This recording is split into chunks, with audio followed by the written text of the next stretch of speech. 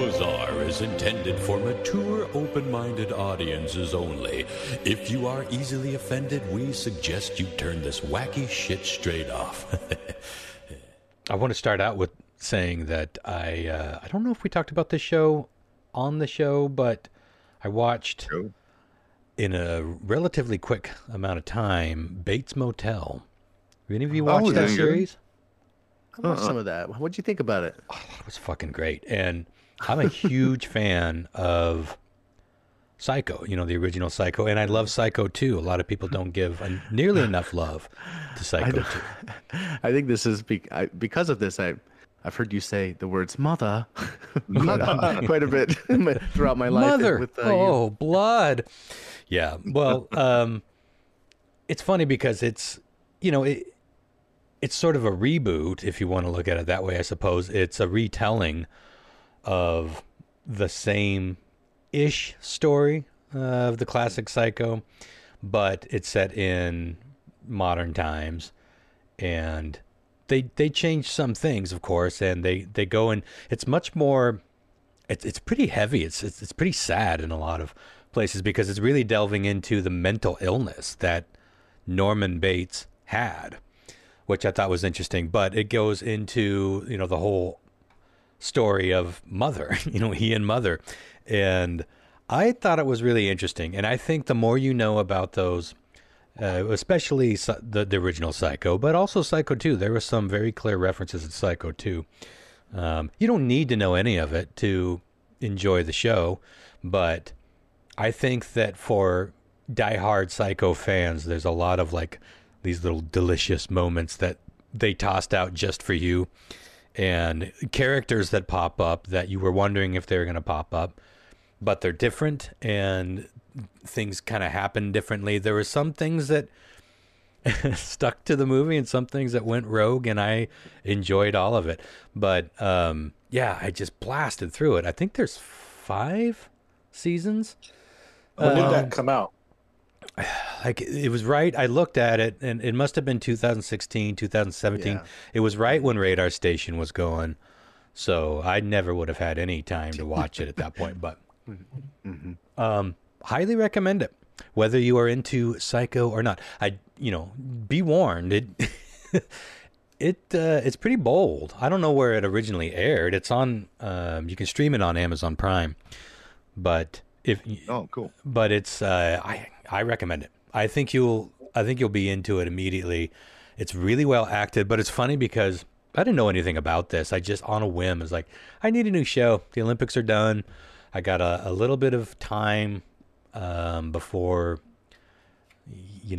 I always get a few days off a month, and this was my week off. I was cleaning the house and getting caught up on some stuff. I had a cat die. My old Yeti boy died, which was super sad. But he was old and he wasn't well. He lived to be 16, and pretty good. But he'd been sick for a while, and so it was super sad, and I miss him constantly. But it was getting kind of gross and sad and gnarly, and I was like, I regret not taking him in earlier to have him put to sleep. Honestly, I wanted him to die at home, and I think that was kind of a mistake. I should have just taken him in before he got too bad. So it got pretty rough in the end. The only reason I bring it up is because that led to a whole bunch of deep cleaning, sort of getting rid of the little kitty hospice space that I'd set up for him over the last several months. And then I just went on kind of a big cleaning tear, and it was part of the healing process. And I was like, I need something on in the background here. And I just, on a whim, went to Amazon. I was just looking around, see what there was, and saw it. And I watched it. I started it, and I think I watched 5 episodes that first night. And it was pretty much like that every day, at least 3 or 4 episodes every day. And I burned through it. But once I got through it, and I enjoyed it. I enjoyed how it ended. I liked how it held true to the story of Psycho that I know and love so well. But I was about 20 minutes into it. I'm like, where the fuck do I know that actor from that plays Norman? Took me forever to realize that it was Charlie from Charlie and the Chocolate Factory, the Johnny Depp one. Oh, He's the kid who plays a very young Norman. And it's so obvious once it occurs to you. But I hadn't seen that movie in forever. And anyway, he did I thought, an incredible job. It's very well acted. And I love all the characters. I love how Norma, Norman's mother, I love the actress that played her. But as soon as that ended, I was like, well, now I need another one. Then I was like, oh, Christopher was talking about this, The Boys. So I fired up episode 1, and holy shit, let me tell you, I'm only 2.5 episodes into it. You set it up very well, but it was still kind of shocking. Like, isn't that great? That first death like scene, True Blood is, right? Like you get the True Blood like similar. Yeah, totally. But not so constant. Scene with the girlfriend hugging the screen. Yeah, I don't really want to spoil it because it's 5 years old almost. I know, but it's such a surprise. I would have been disappointed if someone had spoiled it, because I was ready to watch him bone. Oh boy, he just watched bones. Awkward phrasing. All I will say is it's a death scene that shocked me, and I don't think I've ever really seen that before. Not quite like that, and it's like that's hard to do in this day and age. Surprise me and show me something I hadn't seen before. That you're just gonna go, what the fuck? 100%. Oh, I can tell. It's great. I can tell. Like I said, I'm only a couple episodes into it, but I could tell even just from that death. I was like, oh, okay. 1, this show can go anywhere. It probably does. And 2, it's clearly it was clearly created by a bunch of comic book kids that grew up, and they were the kids that sat around talking about shit like, well, how could Superman possibly come inside Lois Lane without shooting his super jizz through the back of their spine? This sort of like real Kevin Smith dialogue. The comic was written by, I don't know if are you familiar with Garth Ennis at all? Oh, that name sounds familiar. He wrote Preacher and a thousand Bullets or something like that. So he wrote The Boys. Okay. I didn't realize it was a comic book. I was listening to recently. He was really interesting guy. Seemed really nice. Well, it seems like high quality, and pretty fucking dark, but black comedy. And we'll see where it goes. So I appreciate the recommendation. I don't know if I was quite ready for it at midnight when I was trying to fall asleep, but you never will be. I'm gonna continue it tonight. And we'll see where it goes. And looking forward to chatting more about it down the road. Keep us updated on that journey, Ron. I want to hear about that. I went outside. Okay. I went outside and took the boat out, and I was slaying all the creatures in the Columbia that Chris can't stand. My brother. Kill them all. Were you fishing for fishies? Well, what I caught was basically a big sunburn. Chlamydia. A sunburn, and chlamydia. I caught like 5. We call them squawfish. In the valley, whatever, and that's kind of what they're called. But they're pike minnows. That's probably outdated.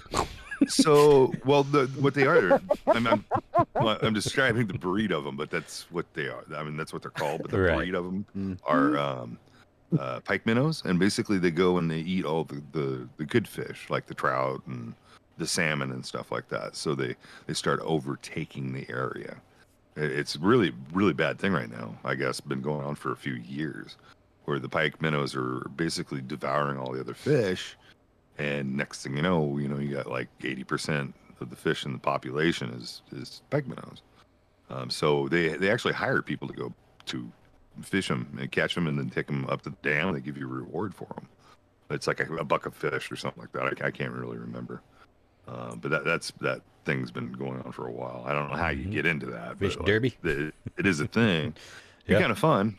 But I ended up getting to the dock, and I'm exhausted, dude, because it was my day off of dialysis, and I was just like, it's my only day off, and I got to go back. So I was like, shit, well, I'll go take the boat out. And I was just exhausted from the heat and stuff, and that's all I was doing constantly was fishing out the front of the boat.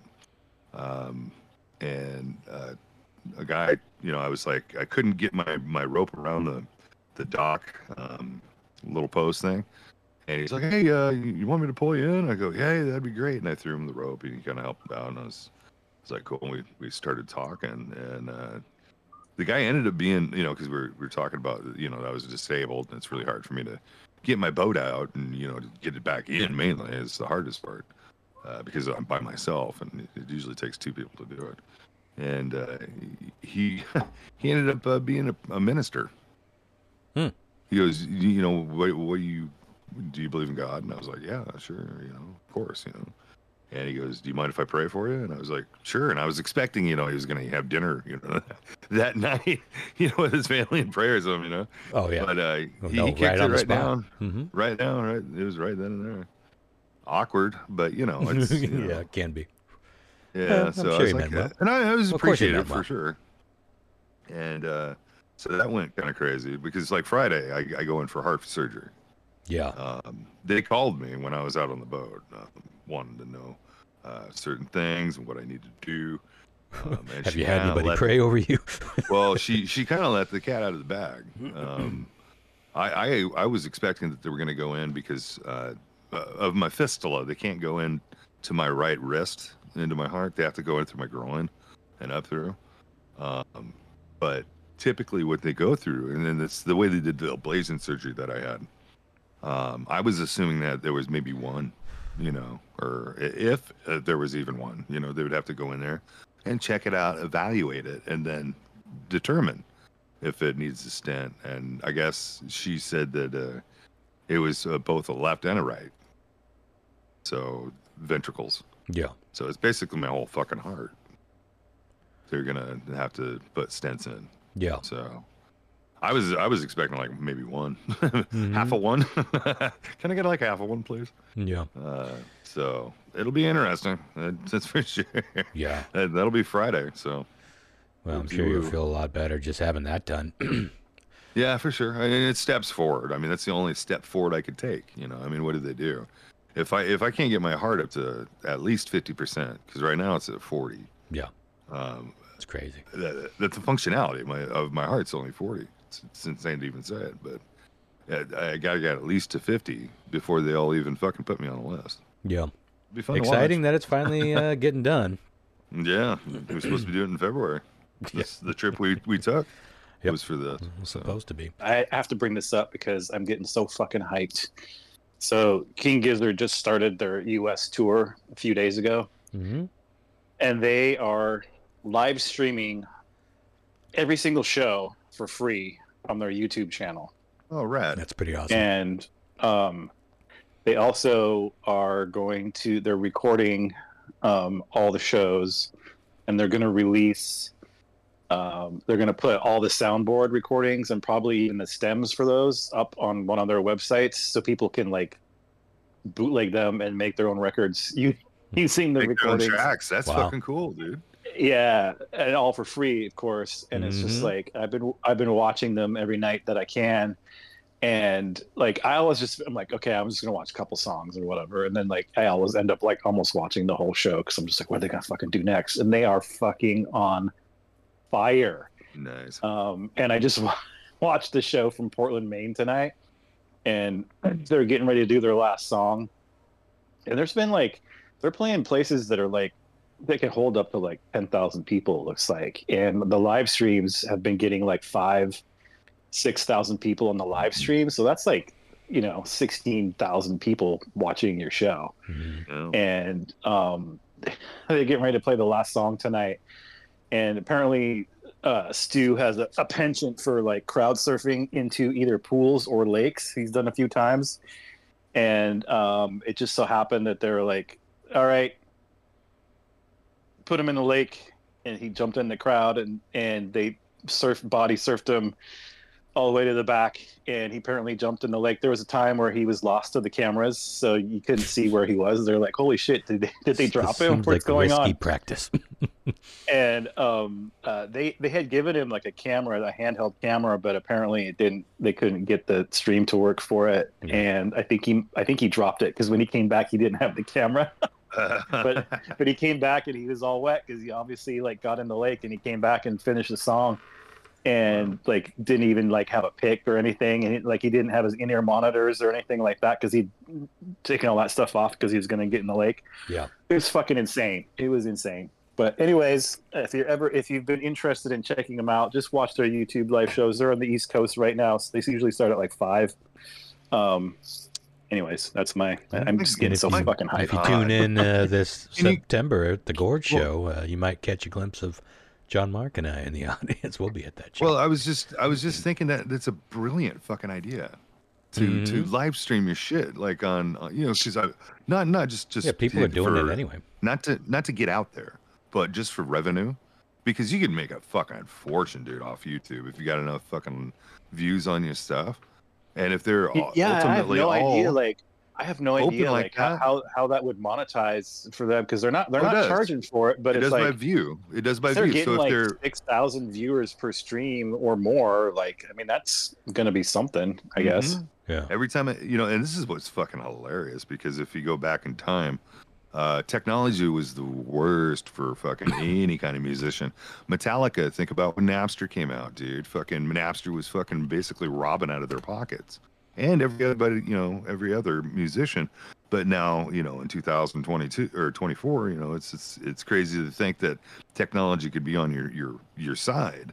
Because I mean, if you're live streaming all your shit, you're making revenue off YouTube. That revenue, dude, from that one fucking video, 10 years from now could get you $1 million just from views. Also, maybe somebody's going to check it out that wouldn't necessarily go to your show before, and they see that and they're like, "Oh shit, I'm going to get that.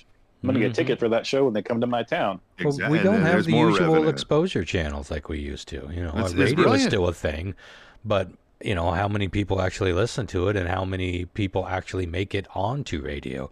It's always been challenging to get onto radio, but something like this is never going to get in, like a regular town's radio station. You're not going to find them that way. You're not going to be exposed to them on MTV. We don't really watch videos on any kind of network anymore.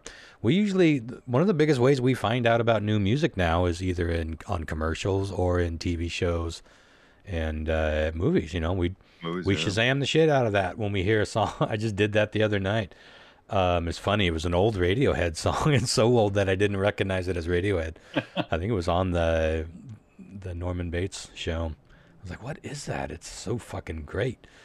I might even thought it's kind of Radioheady, but it was from the Bends. I haven't listened to the Bends in so long. It was like, oh yeah, I forgot when they sounded like this. But yeah, that was my experience. That's their second album, right? Mm-hmm. Yeah. Yeah, that was at the end of what was that, like The Secret Life of Walter Mitty or something like that.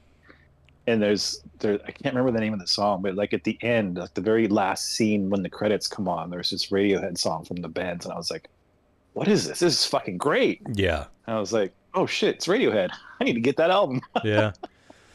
Yeah, those first two albums, Pablo Honey was good, and there's some great stuff on it. Obviously, the monster hit, Creep, but they really got more sophisticated in that second album. And then after that was OK Computer, and that was really when Radiohead became the Radiohead that we know. And then now you never know what you're going to get with the Radiohead album, but they've traveled so far away from that sound that to hear it every now and again is like, who is this? Even though it's one of my favorite bands.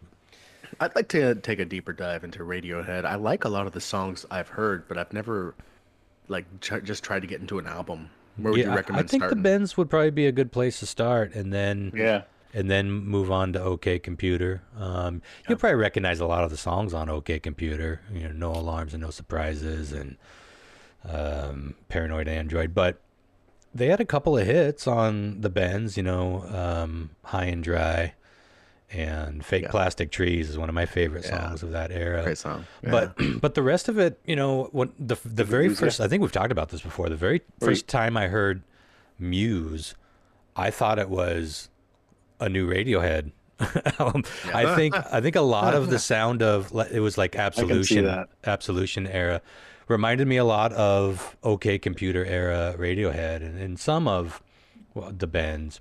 So yeah, do they get along, those bands, or do they have a? No, I've heard they don't get along. Not a lot of people get along with Radiohead, but I think Tom from Radiohead might have insinuated at some point that Muse was sort of ripping them off, and which I don't know, might have been fair to a point at some point, but it was a very brief point in both the histories of those bands. There was also a period of time where like all those British bands were just like feuding, and most of it was just for fucking headlines. Blur versus Oasis. It wasn't even like real thing necessarily, you know. But like, yeah, it's kind of fun. I got a little video I want you guys to watch. I'm sorry, I had a couple of things I wanted to share for a bit. Do you you have stuff for next show too, Ron? I've got a game for the next show, and what I have for this show is not going to take too long. So yeah, go ahead. All right, I'm sending you guys a video here. Pretty quickly, when you see it's a YouTube clip, you'll see what it is. But Ron, I'd just like you to narrate what's happening. This blew my fucking mind. Let me know when you're gonna play it. It might be loud. Okay, I'm gonna play Where it. you saying that? I'll play it through my phone, Facebook. Wow. All right. I see a woman in a jet. I think it's a jet. And oh shit. Oh, the the window glass just broke. Glass, yeah. And now she is in, I can't tell what kind of plane it is, but she is in open air. Must not be a jet. It looks more like one of those light aircraft or whatever. Yeah. So she's... Oh, I've seen this. She's flying in the open. Shards of glass. Pretty close to her person, but she seems chill.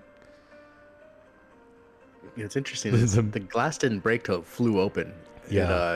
And, the clip broke, or it just popped open mid-flight on her. Yeah. But she manages to land here miraculously, but she loses her vision for 29 hours after that because of the damage the air did. I can't remember how fast. Like it just dried it out or something? Well, you're 180. I don't know how fast you go when you're going in for landings, but it's up there. I mean, it's way faster than you are on a motorcycle. Well, yeah. Now that she's landing, you can see the air punching her in the cheeks. Oh yeah, like blowing her face back. Uh-huh. Well, good job getting down. No shit, right? But damn. That was quite fortuitous that she was that close to a runway when that happened. Oh, you can see that she's just taken off, sting in her eyes. Oh, really? So she just is like, fucking back to the airport. Yeah, lucky fucking her. Well, this doesn't feel like luck. I would count it as a luck. But she looks stingy wingy in those eyes. She's like, whoa. Yeah. Ow. Ooh. Ow. Ooh. Well, and the problem is she's using both hands to land, so she can't like guard her, her eyes. Yeah, that's true. Yeah. Oh yeah, man. She looks miserable. It doesn't look good. Does not look good. All right, I got one more for you. I feel like it's possible. This is a Facebook reel. I apologize. Never go outside. Did you hear any explanation? Stay inside. Like what? How? She just had some. How did the thing fly open? Well, how did she go blind? I mean, obviously, did it just dry the eyes out? And I don't know the medical reason why, but she posted an update saying it took that long for her vision to come back because of terrifying. It could be blurry vision. You never know. Yeah, I think that speed of winds in your face with no protection, like she didn't have goggles on or anything, so it was like. And she had to keep her eyes open to see where she was going. So it's like, just like... I wonder when that blindness kicked in. Right away. You can tell she's like squinting her eyes the whole time. That could have been way worse. I ain't never seen a tumbleweed situation like this. And it's in a beautiful little Facebook reel. So be prepared. It's coming over now. I saw this and I thought, oh my fucking God. Now, watch it, but it gets progressively more interesting. Wow. It looks like I was expecting like a 3 or 4 giant ones, but it's 1,000 normal-sized tumbleweeds. Yeah, kids riding their bikes on a loop trail. Looks like. Yeah. Oh yeah. Holy shit! Look at the houses. You see them? Oh, now I've seen this up at Fancher Heights, right here in the Wenatchee Valley. And that's the trouble with tribbles. I was just gonna say this reminds me of the tribbles. They're even stacking up just like the tribbles. They're moving the exact same way. Oh my God! Whoa! Yeah. There's a truck driving through them, and it's like, fuck tribbles. This is like critters, man. What a nightmare. Tumblezilla back there. Did you guys Ooh, see that it's video I crap. posted of the apartment building across the street from me getting pummeled with sand in that windstorm because the farm wasn't watering their dirt? Sure. Well, It was like a fucking that's how- tidal wave of dirt. It was literally the Dust Bowl. I mean, that's how we got the Dust Bowl. We got greedy with agriculture. We basically scraped the entire surface of the earth and the entire Midwest all at once to make these giant farms, not really doing the math that, oh, this is actually a windy, flat stretch.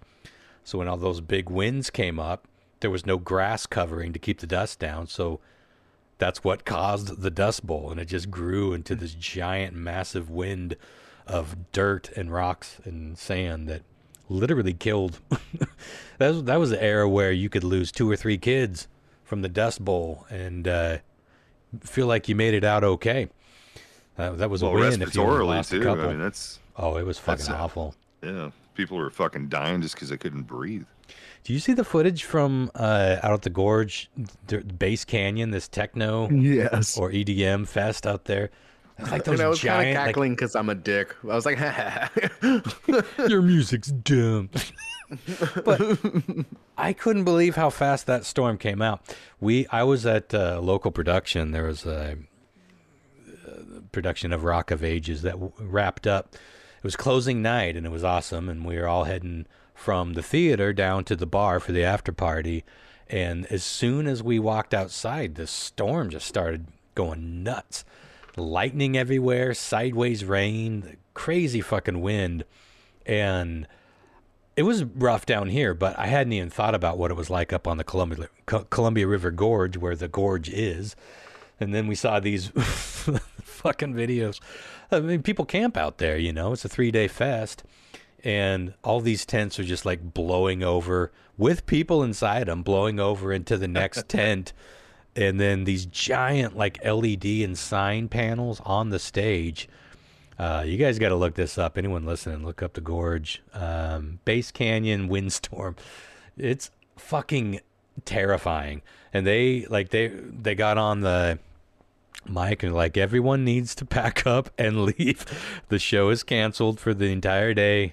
The stage is literally falling. I can't believe no one got killed or at least severely hurt. It's crazy when you watch. Like, the pieces of the stage were flying off and whipping.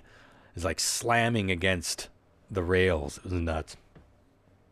Mother I hope that Nature, shit doesn't happen to fucking King Gizzard show. Jesus. Yeah, no kidding. You never know what kind of weather you're going to get at an outdoor show. Got to be prepared. Well, just look at the time of year. You could usually tell by. Well, in September, you never that's know. when you get a lot of the lightning storms and stuff. Well, Yeah, it could usually, be but anything. like I saw him last year. It was like mid-June. I saw him 3 days in a row here in Carnation, and it was just like raining buckets all 3 days. But it didn't keep anybody from going. But it was just like, it was an experience for sure. Well, if it's on apple blossom, it's definitely going to rain. So, Got to know that. there's certain times in Tradition. Kind of tell. Well, we just had a blue moon, a super blue moon, I believe, just yesterday. I don't know if you guys got out to see it, but I was enjoying it. It was fine.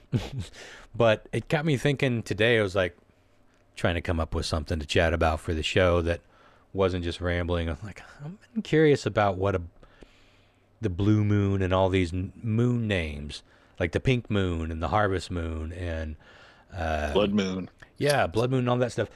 I don't know if I've ever actually looked it up, and I found this interesting list about what these moons actually mean. And I didn't know this. There's a name for each moon, for each month's full moon, including a beaver moon. It's not what you want it to be, but we'll get to that. But first of all, what is a blue moon? And this is from rmg.co. The moon completes 12 full cycles of its phases in about 354 days, which is 11 days short of a calendar year. Every 2.5 years or so, the difference adds up to an extra 13th full moon occurring during the year, and this relatively rare occurrence is sometimes referred to as a blue moon. If I ever learned that, I forgot it. And that makes so much sense why we have the phrase once every blue moon, once in a blue moon. because it does. It's like this rare 13th full moon. Did you guys know that? Mm. No, but God, I feel like either I'm having some serious deja vu, or we have talked about this before years ago. Oh, it's possible. God, I'm like, it could just be deja vu. I'm like, oh my God. I've done so many space shows and talked about the moon so many times that it's possible. But, and yeah, it could be that something we all learned, but rapidly unlearned. It goes on to say, however, the precise origins of the term are uncertain. It was originally given the name, or it was originally the name given to the third full moon of a season containing 4 full moons. And today, blue moon is also sometimes applied to a second full moon occurring within a single calendar month. Anyway, it also says the harvest moon is one of the most familiar moon names and refers to the nearest full moon to the autumnal equinox. That's simple enough. And the light of the harvest moon enables farmers to work late into the night, helping them to bring in the crops from the fields. And this usually falls in September. So those are the ones that we hear about very frequently. But January, the full moon is known as the wolf moon, which I thought was charming. January's full moon is named after the howling of hungry wolves lamenting the scarcity of food in midwinter. Other names for this month's full moon include the old moon and the ice moon. That's kind of dark. Like starving wolves howling at night because of the lack of food. That's how we get our wolf moon. I feel like that's the moon that's on the cover of Uver's Naughton's Madrigal, wouldn't you say, John Mark? Yeah. Wolf moon. That does look like a hungry, miserable wolf howling on that cover.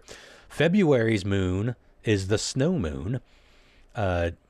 February is typically cold, snowy weather in North America earned its full moon name, the snow moon. Pretty easy to understand. Storm moon and hunger moon are the other common names, again, tying back to a rough time for many species across the plains. March, we have the worm moon. Apparently Native Americans called this last full moon of winter the worm moon, after the worm trails that would appear in the newly thawed ground. Other names include the chaste or chaste. Can you say it? I know it's chastity belt, but is it chaste? I feel like chaste is right. Chaste. Yeah, it's chaste. It's funny how we go from chaste to chastity. The chastity moon, the death moon, the crust moon, and sap moon after the tapping of the maple trees. April has the pink moon. We've all heard of the pink moon. Excellent Nick Drake album. Again, northern Native Americans call April's full moon the pink moon after a species of early blooming wildflower. In other cultures, this moon is called the sprouting grass moon, the egg moon, and the fish moon. Sorry about that one, Chris. Thanks. I think you're going to stick with the pink moon. Yeah. But I might call you up this April and say, hey, go outside and look at the fish moon. Fish moon. I got a giant fish in the sky. I gotta honestly say that's the first time I've heard of a fish moon. Well, I haven't heard of almost any of these. A flower moon is for May. Many cultures refer to May's full moon as the flower moon, thanks to the abundant blooming that occurs as spring gets going properly. Other names include the hare moon, mating season for that breed of, I guess it's not technically a rabbit, or the corn planting moon. I've definitely heard the term corn moon before, and the milk moon. Now, strawberry moon is something I've heard before, and that is in June. In North America, the harvesting of strawberries in June gives that month's full moon its name. Europeans have dubbed it the rose moon, while other cultures named it the hot moon for the beginning of the summer heat. It's funny, I remember growing up thinking, well, the blue moon is when it's blue. The pink moon is when it's pink. And sometimes it is, but... and the chocolate milk comes out of the chocolate cow. Oh, I ain't falling for that one again. July has the buck moon. You can probably guess where this is going. Male deer, which shed their antlers every year, begin to regrow them in July. Hence the Native American name for July's full moon. Some refer to this moon as the thunder moon due to the summer storms. Other names include the hay moon after the July hay harvest. Another one, brace yourself, Chris, August. Oh boy. Fuck's sake. August has a sturgeon moon. North American fishing tribes called August's full moon the sturgeon moon, since the species appeared in number during this month. It's also called the green corn moon, the grain moon, and the red moon for the reddish hue it often takes in the summer haze. Go ahead, Lo. You know, it's probably because it's early summer and they more than likely probably come up from the bottom. I don't know. They're bottom feeders, so you never know. We're in late summer now, but maybe they have a certain time of year where they're more catchable or more visibly seen. You know, because they're typically just a bottom feeder. You know, they just live on the bottom of the lakes and rivers and stuff. Well, those are big old river monsters out there. But they're fucking huge. They can get huge. September has the full corn moon, so called because this is when the crops are gathered at the end of the summer. At this time, the moon appears particularly bright and rises early, letting farmers continue harvesting into the night. This moon is also sometimes named the barley moon, and it is often the nearest full moon to the autumnal equinox, earning the title harvest moon. As we just talked about, October is home of the hunter's moon. After the harvest moon comes the hunter's moon in the preferred month to hunt summer fattened deer and fox, unable to hide in the bare fields. Summer fattened. What a great band name. Able to hide their fat fucking lard-ass butt guts. Yes, summer fattened deer. I saw summer fattened deer open for Bowling for Soup, I think. And I mean, it's got to be kind of a ska.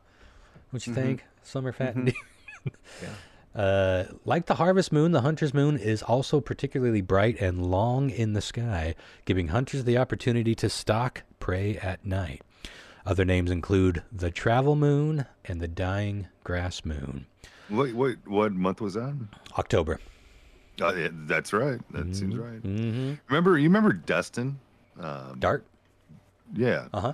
I remember one time it was in December and he was seeing his wife, you know, now, but it was his girlfriend at the time. And she was a little younger and she still lived at home and whatnot. Yeah. And I remember a bunch of us were all getting fucked up at his house. Hey, you want to go? Let's walk over there. And I'm, all right. So I think it was 4 of us walked over, and it was during December and it was during that moon. And dude, it seemed like, you know, after a while, because we walked, oh my God. Oh shoot. Had to have been at least dozen to 15 blocks, you know, I would say a good mile to her house. And in the snow, you know, it's midnight. And after a while, your eyes kind of converted to it. And it seemed like early morning, you know, it was like, holy wow. It was just crazy, especially with it bouncing off the snow. Yeah, the moon itself can be so bright on some of these later seasons that it does feel like it, once you adjust, it is almost like daylight. Like you can see everything. But with like fresh snow, especially like the night it snows, that is such a strange, bright environment. It's so unique because even like 2 or 3 days after that snow, that diminishes to some degree. Yeah, it doesn't reflect. But that first night, like when the storm clears and you get the moon hitting it, that is the oddest brightness because it could be midnight, but you feel like you're on the moon itself. It's glowing back the reflection. But November is the beaver moon, as promised. There is a disagreement over the origin of November's beaver moon name. Some say it comes from Native Americans setting beaver traps during this month, while others say the name comes from the heavy activity of beavers building their winter dams. Another name for it is the early frost moon. And finally, I think I said, December's moon is simply the cold moon. For obvious reasons, other names include the long night moon, which I enjoy. I think a lot of this, there's already so much romanticism and so much poetry concerning the moon, you know? And people for thousands of years, the dawn of man, have been staring up at that fucking moon and its bewitching properties, and just trying to figure out what the fuck it is in the early days. And then once we knew what it was, Like I wonder if we Galileo? can put people up there. Then we put people up there, and it's like, are we going back? It's still just this Did we fucking though? crazy. Did we put people? Well, we don't know. Maybe. We don't know. There's that. I heard it's it all part of the rings mystery. like a bell. I've heard it's been hit, and it sounds like a giant gong bell. Well, when I was looking up stuff for the moon, I was originally going to do a bunch of kooky facts, but I just got too busy. But one fact that I saw that I thought was really strange, and I never heard it before, when we landed on the moon, after we left, we found out that the moon had actually warmed up by 3 or maybe 4 degrees. And it took years of them studying this and trying to, like, how the fuck could the moon have gotten warmer from us just being on this little patch for this little period of time? But they hypothesized that they stirred up enough of that dust that had been there for millions of years, however long the moon has been there, sheltering it and insulating it, and that was enough to disturb the entire atmosphere of the moon, that it caused the entire moon to rise 3 or 4 degrees in temperature. Wow. I thought, wow, that is powerful, how men can fuck shit up and change shit just by cruising around in their little automobile and jumping and leaving footprints. And of course, we have our own, nature's natural, like volcanoes when they blow. Mount St. Helens, when it popped all that ash up in the air, that it probably accelerated the heat of the planet or maybe cold.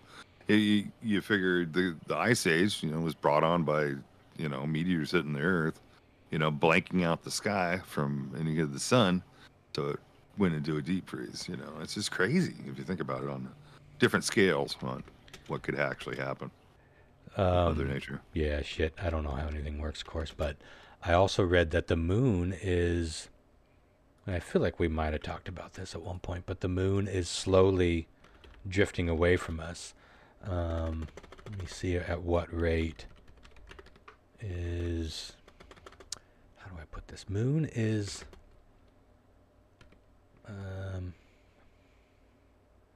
that's scary. I guess drifting is the right word. Moon is drifting away. It is scary. And let's see. The moon is... scientists say the moon is slowly moving away from Earth at almost 4 centimeters per year. The movement of the moon around the Earth gives us that, our ebb and flows in our oceans, and it keeps the balance of everything. If that was to go away, I think things would be really, really fucked up.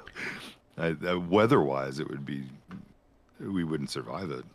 Like anything would. I don't put stock into it because I chase down so many of these theories and stuff. But one of my favorite things back in the earlier ancient, I don't know if this is part of Ancient Aliens, but it was tied. It was probably some of those same researchers that, looking into the idea that the moon was towed here by the others. And there was some compelling evidence in terms of, like, for like eons, all of the cave drawings and paintings and sculptures, anything that humans were doing to depict their world and their environment and their species. Like, there was this whole massive era that never had depictions of the moon. I thought that was really compelling, but later on that was kind of debunked. But I don't know. And yeah, well, there was I don't remember which astronaut. I don't know if it was the very first moon landing. It was one of the first. Well, there's only a handful, of course.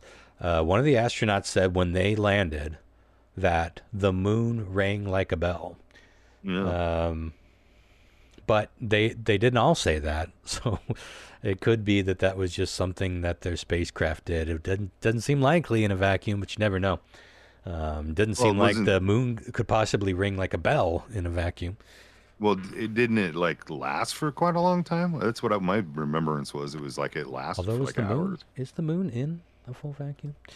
Is the moon in? Oh, wasn't typing in a window. Is moon in a vacuum? Because there is some gravity. The atmospheric pressure on the surface of the moon was measured. The moon cannot be considered. Oh, the moon can be considered a hard vacuum. Yeah, I don't think sound can happen on the moon, right? No, there's no atmosphere. So, yeah. I don't know. What about like communique, like back and forth through helmets? Yeah, there's atmosphere in the helmets. Yeah, but so say that a hard vacuum would not kill you, and you could take your shit off and be out there and try to say something, there would be no sound because there's nothing to carry the sound. Let's look this up and make sure that we're, and then we'll move on to a weird trip. But how did astronauts talk on radio moon? Yeah, but as there is no atmosphere or medium on the moon, that's why no sound can be heard on the moon. Astronauts use radio waves while talking to one another. So, you can hear in your helmet. There's speakers. There's oxygen in the helmet. So, in other words, there is. I just wanted to make sure what I said was accurate. So it's like, wait, is there atmosphere? There has to be. Yeah, you'd hear yourself talking in the helmet, and therefore a radio would pick you up and transmit you. It's kooky though. I was listening to this whole regimen of, and I'm not sure if it's during like Neil Armstrong when he went to the moon or something like that, but like there was a mission that we went, and we actually went to the dark side of the moon, and apparently there was like buildings and shit and all this other stuff. So everybody thought it was a lot of malarkey and all this other stuff, but then like China started going, for no reason, and like in the recent years, still running missions to go to the moon, to the dark side of the moon, to find stuff, I guess, maybe to find old technology or something, maybe, and then try to that's all conspiracy theory. I'm sure it is, but we've never officially stepped foot on the dark side of the moon. And of course, there is no dark side of the moon, but on the far side of the moon, Apollo 8 astronauts were the first people to even see it. But even when we land on the moon, we landed on all the surface that we can see from here. But yeah, who the fuck knows? Like I said, I'm super excited for us to go back to the moon or get there and see what's there, and if we have any of the artifacts. We're supposed to be going back in 2026, I think. Supposed to be. I hope so. Yeah. Man mission. Oh, I thought it was next year. Maybe it is. Well, either way. It's soon, next year, 2026. I can't remember. Man-made or non-man-made? Or mission? People. Man mission to the moon. Oh, okay. Mm-hmm. Because the other thing was they were talking about that they were told not to come back. And if they did, there'd be, by people on the repercussions. moon. Yeah. The aliens that were up there. Richard C. Hoagland is a big proponent of these like big glass structures, and we talked about that shit way back in the old days of Tales from Space. But it's not like I believe it, but it's fun to bring up as a topic. It was super fun back in the day, especially when we had very limited resources to look into shit. It's like, I was listening to that shit on AM radio, laying in my shitty little apartment with my shitty girlfriend in the 90s. Like we didn't have the internet. It's not like you could do more research. This was all you had. And you tuned in next week or the next night to Art Bell and see if he had somebody on that was countering what was said the night before. And that was a fun era. Well, anywho, should we get on to some weird triv? Let's do it. It's Weird Trivia with Christopher F. Hahn, a man from Florida, poop things, square shit in nature. Don't get me started on the goddamn brown Harry. It's Weird Trivia that might get Christopher fired.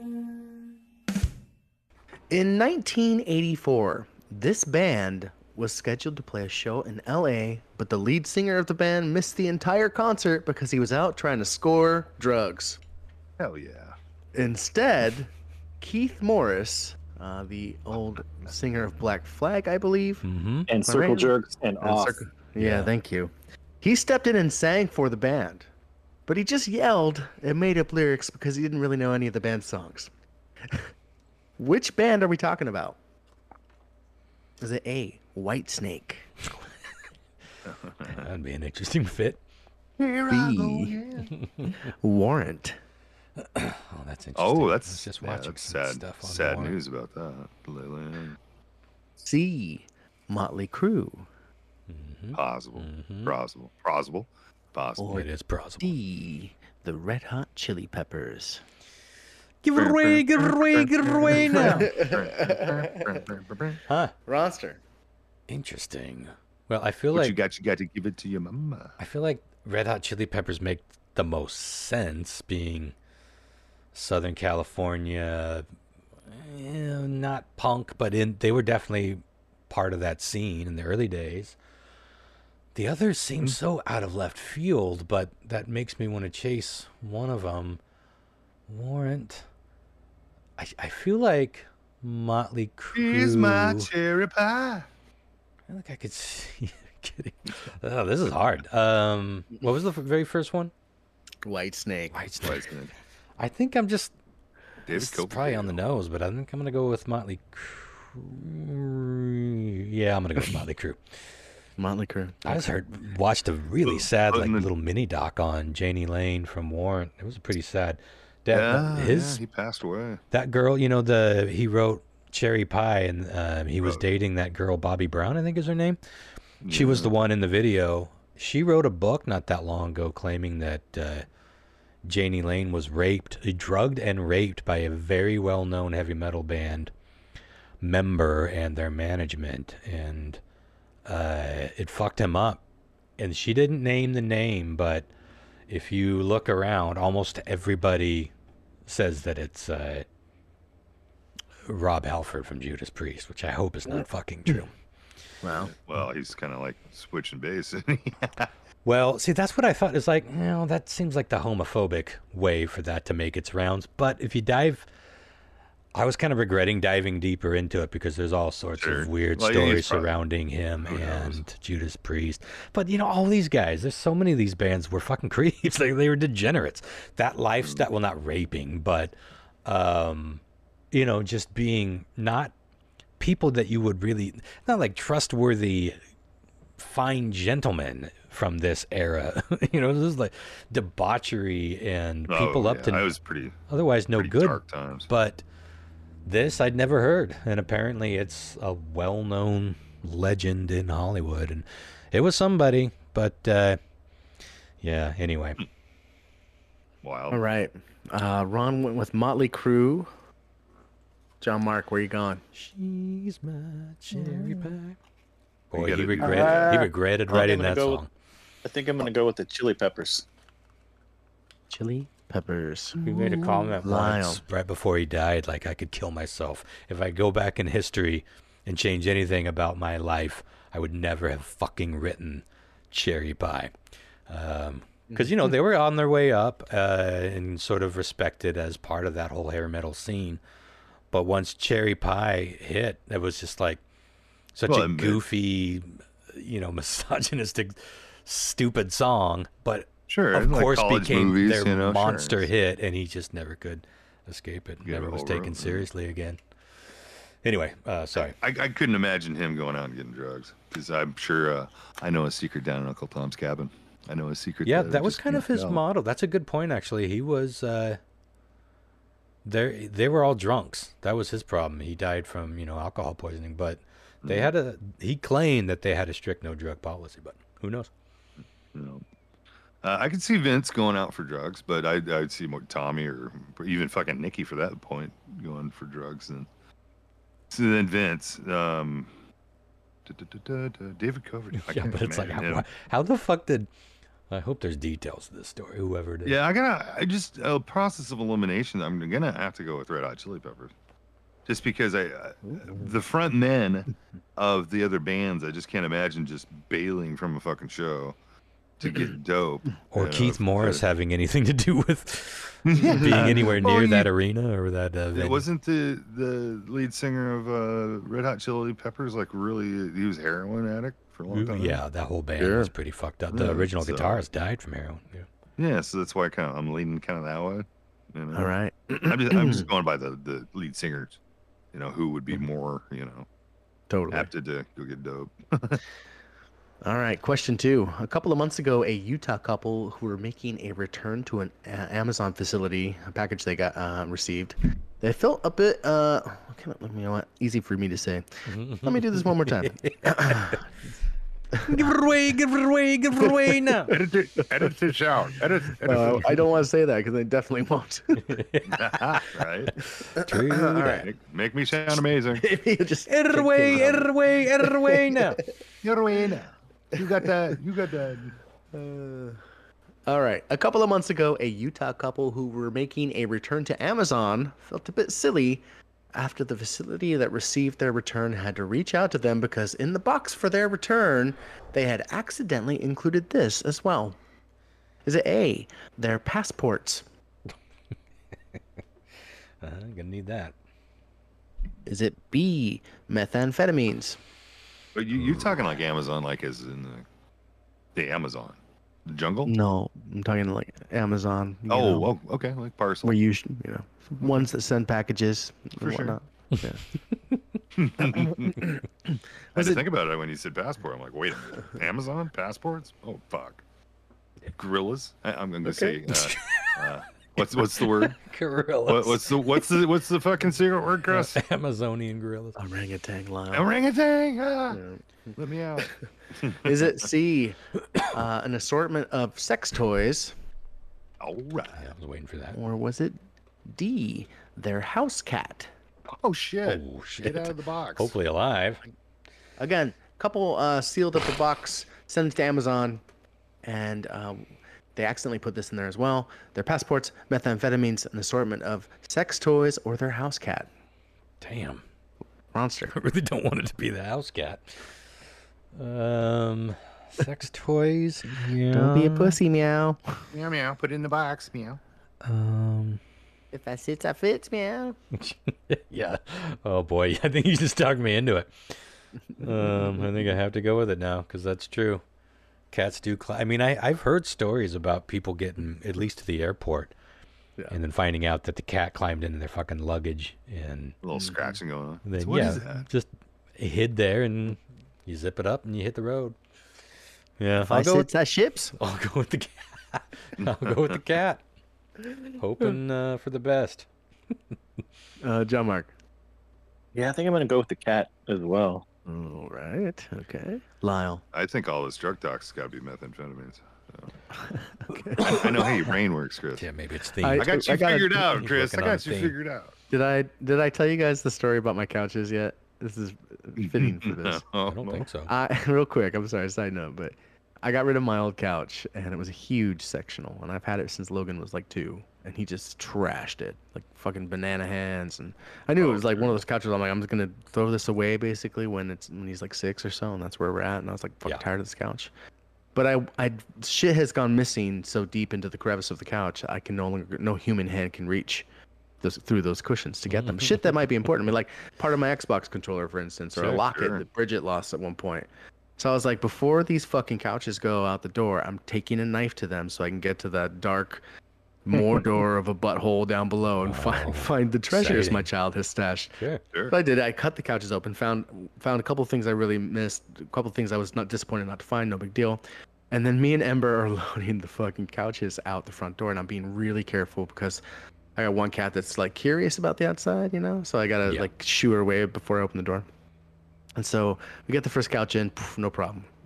Get the second couch in, I'm closing the door behind me, making sure there's no kitties.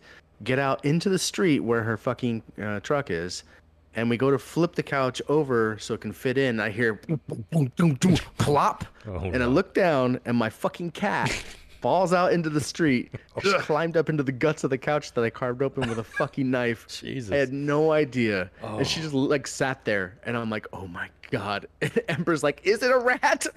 Oh God, man. Is it a rat? Ah. I was like, that was my dumbass cat. And I was like grateful she didn't bolt. That could have ended so bad. She could have came out in the freeway. Or just could- stayed. Yeah. Stayed in it. Yeah. Dump kitty. Oh, That's a good pro tip. That is a good I pro couldn't believe tip. it. I was like, why is this couch so heavy? Clink, clink, clink.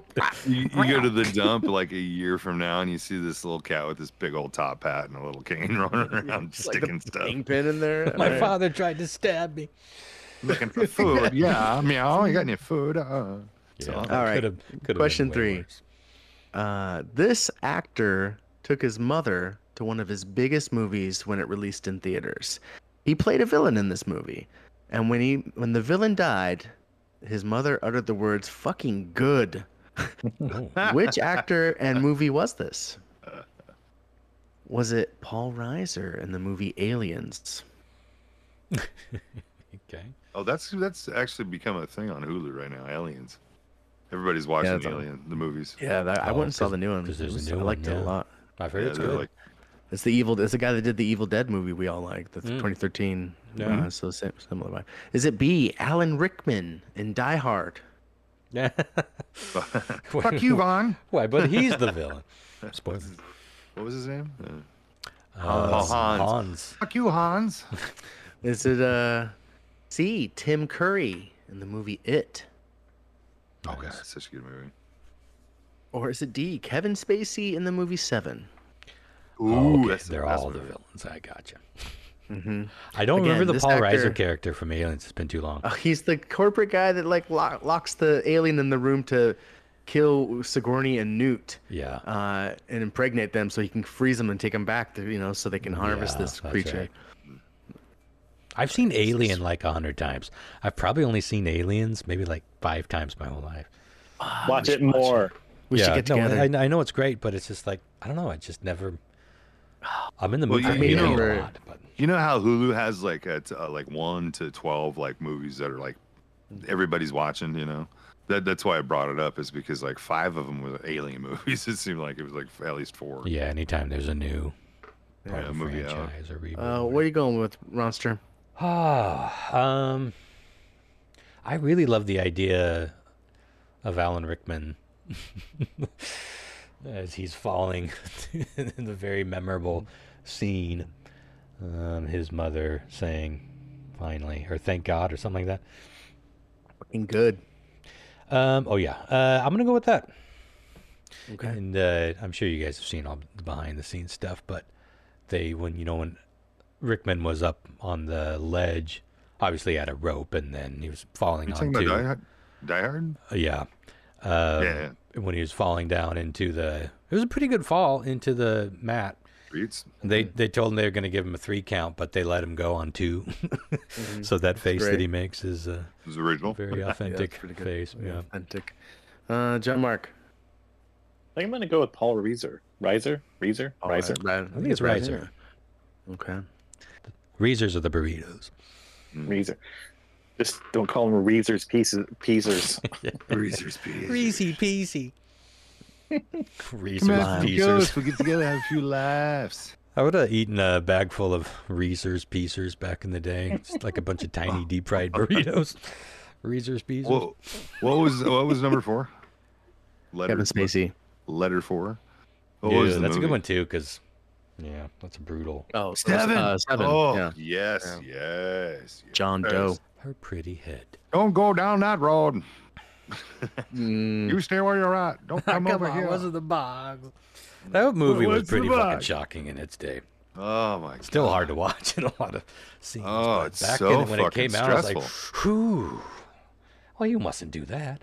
Oh, there's some. Oh, I love that movie so much. And it's just because they did such a good job It's a great with movie. like the sins. Like Gluttony, the fat man sitting there, like Yeah. Oh, they stuffed that guy full and kicked him in Memorable the scene. belly. Ugh. So gross, but I mean, it is they gross. filmed it. They filmed it so gritty. fucking It's good. so It's a movie gritty. you got to shower Huh. after you watch It made you feel like you walked into a goddamn serial killer's fucking apartment. Is what it felt And all the like. magic they had like trees all hanging the up. the trees. Yeah. Oh my goodness, such a fucking brilliant movie. Yeah. But yeah, I'm gonna go 7 just because he needed to die. He Really, did become the seventh son or whatever. You gave the old classic Lyle zigzag. Started with the fucking Die Hard quote.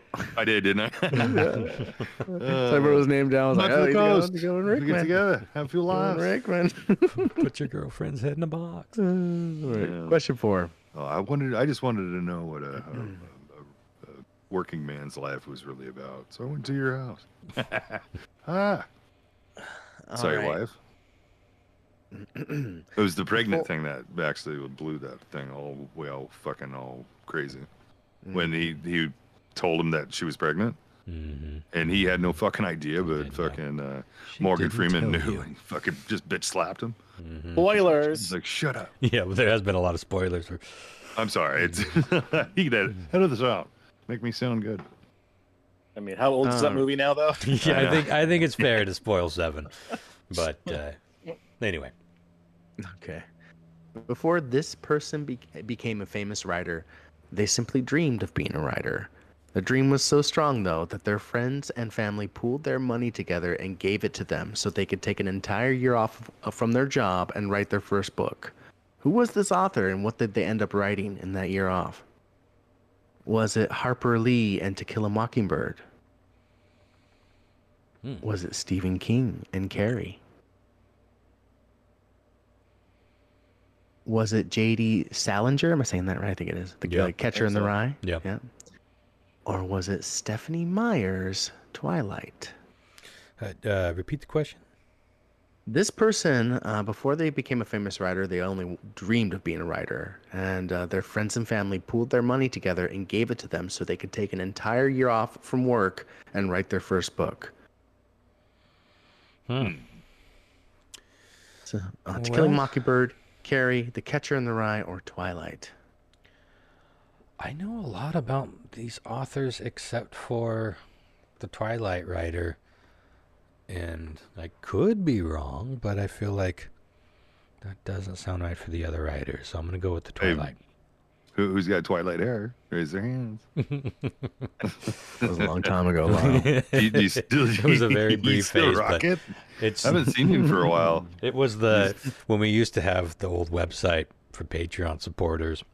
By the way, Tales from the Space Button, patreon.com or patreon.com/Tales from the Space Button. I used to have all the old episodes archived, and I would let Patreon subscribers have it, and the password to get into it was Twilight Hair. I forgot. And they loved it, too. Yes, I believe they did. John Mark, where you going? John Mark, where you going? I don't know. I guess I'm gonna go with Twilight also. It's like, yeah. I'm only familiar with like 2 out of the 4, so, and it makes me want to think that I don't think Stephen King's first book was Carrie, but maybe it was. I don't know. I'm gonna go with that. I don't know. Yeah, it was. It was scary. Well, there we go.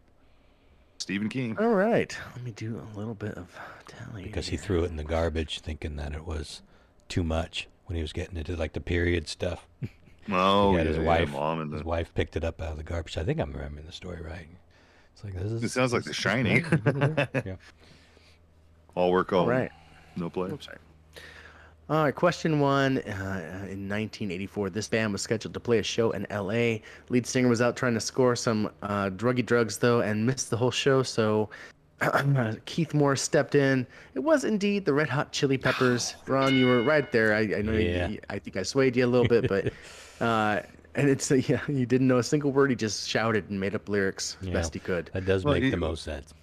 Could you imagine having an iPhone back then? That would have been incredible. Yeah. Is he local?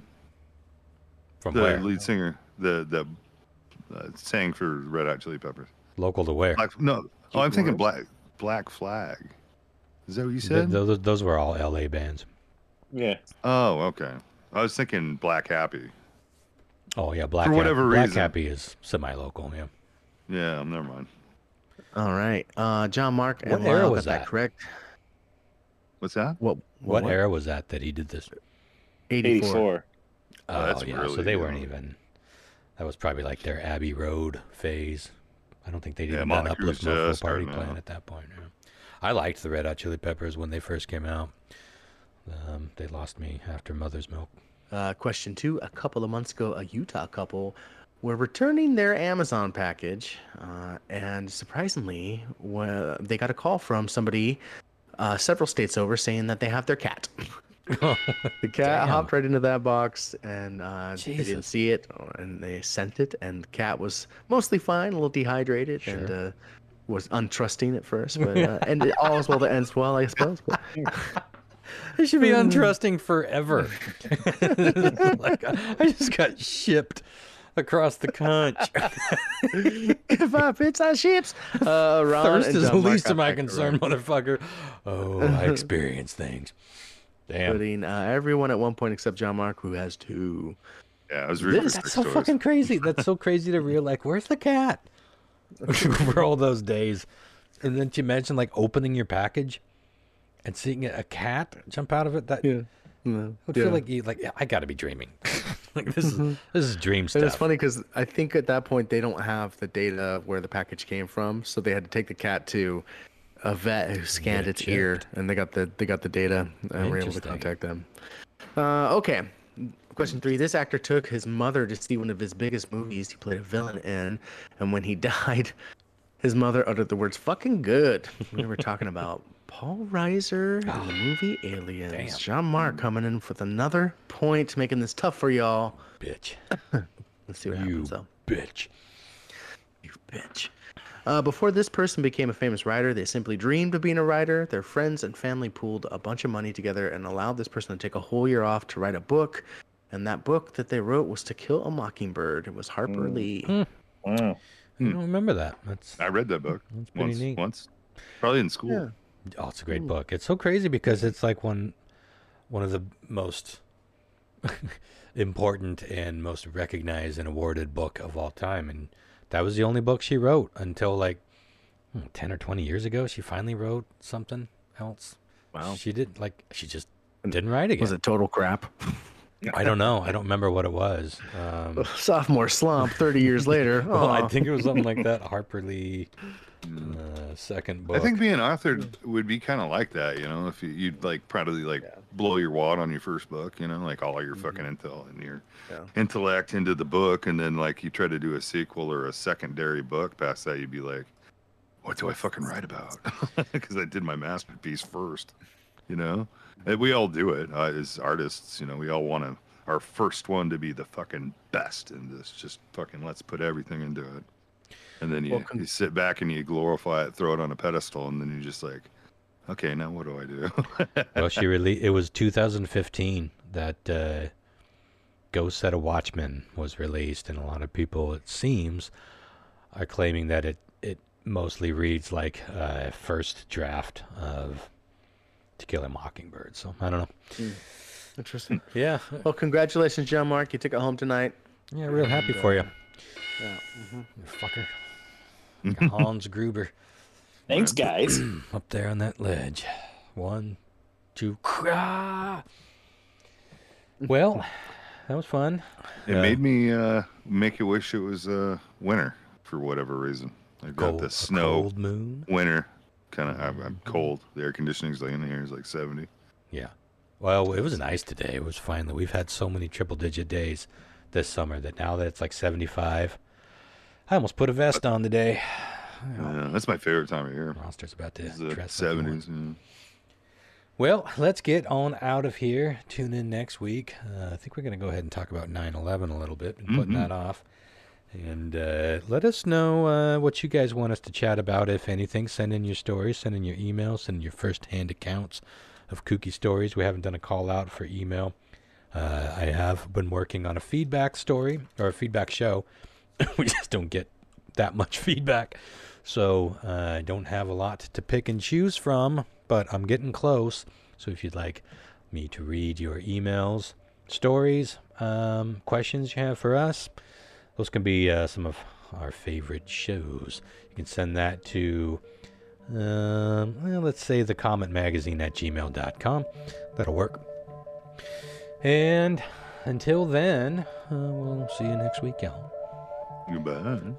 See you guys. Until then, go set a watchman. Bye. Weird title. Go set a watchman. You go set a watch, man. You go set a watch. Mine's digital, man. You looking at, man? Watch, man. Watch, man. Check it out, man. All right, night, y'all. Yeah, I know.